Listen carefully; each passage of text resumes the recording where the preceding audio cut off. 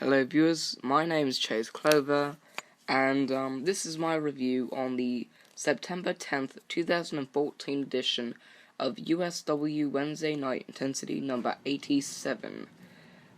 We are 3 weeks away from USW Top Rope 2014, or at least a few more weeks away. And on the match card there were 7 matches, and in total there's, I believe, one breaking news story, a bunch of performers that we have not seen in a long time, and many matches that didn't really need to be on the show. I mean, the wrestling is what saved it. I mean, the competition is what I mean. They were good. They were good matches. I mean, Crimson Red and MC4 was one of them. James and Tom and Chris Ross. The match before the main event. Those were good matches, but the thing was, last night's intensity was not good. It was bad. It was really bad. It was somewhat of another setup for Top Rope. There were a lot of pointless matches, a lot of performers that really didn't need to be on intensity. Don't know what the point of putting them on intensity was, but they were just matches that were not great. And the main event, out of nowhere, it became a cage match, short match. We ended up getting our biggest performer, Enigma. We ended up getting him injured, so now we won't have him next week because he's going to be recovering from, I believe, a broken toe. So yeah, bad intensity overall, really, really bad intensity. I don't really know where to start. I guess I have to start from the top of the show, so let's just start from there. The first match on the card was the Top Rope qualifying match. MC4 defeated Crimson Red. It was a good fight. Crimson Red showed a lot of high-flying maneuvers, which is something you don't normally see from him. MC4, the powerhouse, he had some spots where he kind of took over the match. Crimson Red ended up having those, high-flying, comeback, type of spots in the match, to the point where, it was kind of deadlocked. It was, neck and neck for the finish line, but it ended up coming out as MC4 once he had his finishing maneuver on Crimson Red and pinned him for the victory. So that means MC4 is, let's see, 1, 2, 3, 4, 5, 6, 7, 8, 9, 10, 11. He is the 12th performer, I believe, to now be included in the Top Rope match. Yippee. And I believe the rest of the spots in the Top Rope match are now completely taken over, which are great. Because, well, if that's the case. Because, well, I honestly don't know why, but,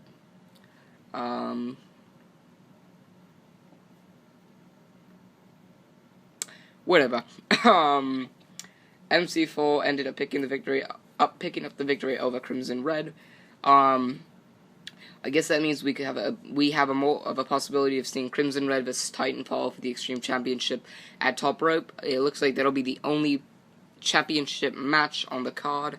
Looking forward to the match, I guess. Well, I'm not even gonna say I guess, because the match last week was really good. The triple threat match, also involving MC4 at the pay-per-view 2 weeks ago, was very good as well.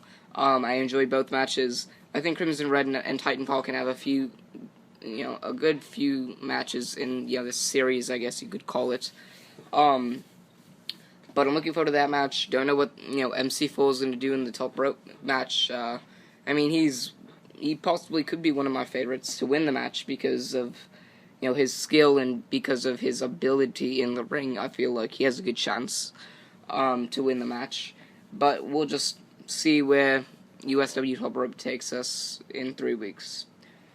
Second match on the card was James versus Tom and Chris Ross. It looks like they're going to start up another rivalry. Or not another, but it looks like they're going to start a rivalry, which is good because James is a great uprising performer.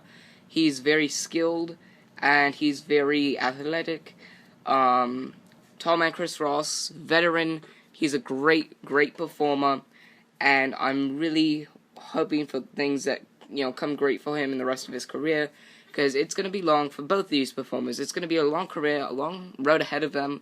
They've just got to be ready for whatever comes in store, and this match was very good. James, right out of the gate, started taking down Chris Ross, doing whatever he could to get him to stay down, and ended up picking up the victory after his senton splash onto Chris Ross, which picked him up the victory.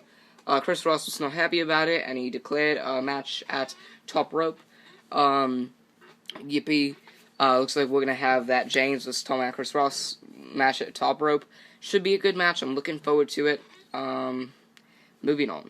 Third match on the card was the 6-man tag team match, Top Rope qualifying match. George Martin, J. Elton B, and Bay W defeated Alex, CED, and ED. J. Elton B and Bay W have not been on Intensity for a long time. They have not had a spot in any rivalry, any storyline in quite some time, if ever. And now they are included in the Top Rope match. Not going to say that they're going to win. I don't see them winning. Then again, I didn't really see Seth winning a number 1 contenders battle royal against 9 other guys and winning a shot to the World Championship and ended up beating Capital. I didn't see that coming, so it's a possibility either one of these two could win. Yes, I hope that doesn't happen, because these guys don't really stand a chance against the champions. I mean, if you look right now, you have Enigma, the top guy in USW. Zach Hardy. It's purely Zach Hardy. It's just an alter ego, but you have him as the USW champion, the most dominant performer on your roster. And then you have Capital, the USW world champion, that is very strong. He's got a strong suit to him, and none of these two stand a chance against those others in comparison to those to each other. So George Martin, I'm way more in favor of him being in the Top Row match than J. Elton B and Bay W. Don't get me wrong, but I'd rather see Alex, CED, and ED in the match. Turns out that CED and ED look like they're going to be faces. So, I guess they're going to be back in that tag team division. That's great. They were great performers, and I'd like to see more from them. So anyway, that means George Martin, J. Elton B, and Bay W are into Top Row match. 15 performers down, 5 to go. And the next match would also be the 4th match. It would be the Top Rope qualifying match. Again, Vicious defeated Rain. Rain is a very athletic high flyer. He's very gifted, very underused in USW. Vicious is a big powerhouse, big guy. But he can get the job done, and neither of these performers have been really involved in USW in intensity or storylines or rivalries in terms of booking. And to see these guys at least have a chance to be in the Top Row match, it kind of makes me happy, because it looks like USW tries to put their performers first instead of putting themselves and their top performers first, which is something you always like seeing. You always want to see it. Actually, I don't know where I'm going with that. For the past few reviews, I haven't really been talking the way I want to. Anyway, Vicious defeated Rain. He's going to be in the Top Rope match. Don't know what this is going to do for Rain. Maybe he'll sit him on the shelf. Maybe that won't happen. Possibly won't happen. Probably won't happen. I don't know. It probably will happen, but, let's hope for the best. So, 16 down, 4 to go, and the 5th match would be the final Top Rope qualifying match of the night. D-Dog, oh, I'm sorry, my bad. Scene Sheen, Marshall, and Eli defeated D-Dog, DHIG, and Brandon Stickler. The only 2 performers that have been involved, out of these 6, that have been involved in at least 2 or more storylines in their careers are DHIG and Brandon Stickler. DHIG won this year's Bulletproof Series. He's getting a shot against either the USW Champion or the USW World Champion at Bulletproof 7 in November this year, Brandon Stickler was the very first ever USW World Heavyweight Champion. So, that just says a little bit. D-Dog has only been involved in one rivalry, and that rivalry lasted a few weeks. Sean Sheen, Marshall, and Eli have not fought on intensity, at least not in a match they have a chance to win, which obviously they have a chance to win this match. We haven't seen them before, I believe, September of last year. So over a year we have not seen them on intensity on USW at all. Yet here they are, winning a match to gain access to the top rope match. Don't know where to go from there. Just gonna say 19 down, one more to go, and that more than likely will be the spot that will be filled next week.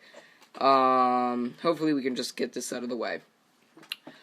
And it looks like so far we have in the top rope match Simon Saint, Philip Akron, Unified USW Tag Team Champions Benny Franklin and Ezra Kills, International Champion Fernandez, Gringo, Chain Reaction, Indigo Child, Dustin Raymond, Blade, Anarchy, MC4,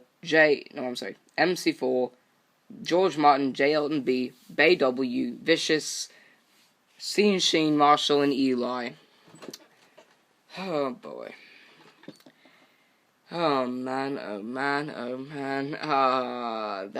It hurts my brain to see how USW does, what USW does with their performers sometimes.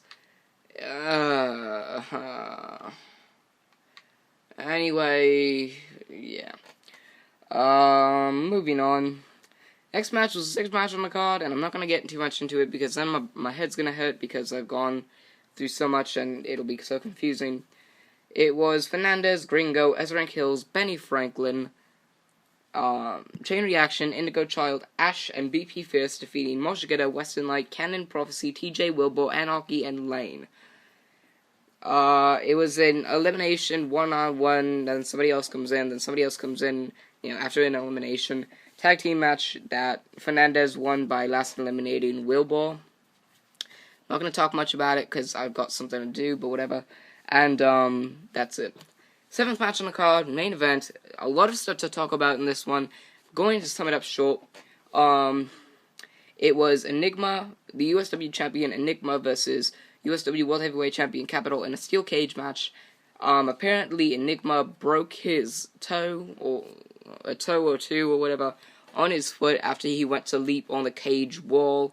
He broke his toe. It separated, not the actual, but the bone inside the skin, in the flesh, got torn off of his foot, or of the rest of his foot. So he will not be on intensity next week, giving him time to heal from that. But he did fight the rest of the match, which is, props given to Zach for that. He ended up taking a big spill as well. He ended up getting thrown off the side of the cage wall through the announce table, but his legs or feet never touched the ground. They stayed on the wood on the table. Capital escaped the cage, won the match. We ended up going off the air on intensity by having Zach Hardy Enigma get treated by medical personnel as he got up and walked it off. We ended the show there, and that will lead us into next week's show. So, anyway, guys, that's it. Nothing much to say. Bad show altogether. The ending was bad. Crap. Terrible. But, anyway, that's it. So, thanks, guys, for watching. This was my review on the September 10th, 2014 edition of USW Wednesday Night Intensity number 87. Remember to like, favorite, and subscribe for more. I'm Chase Clover, signing off.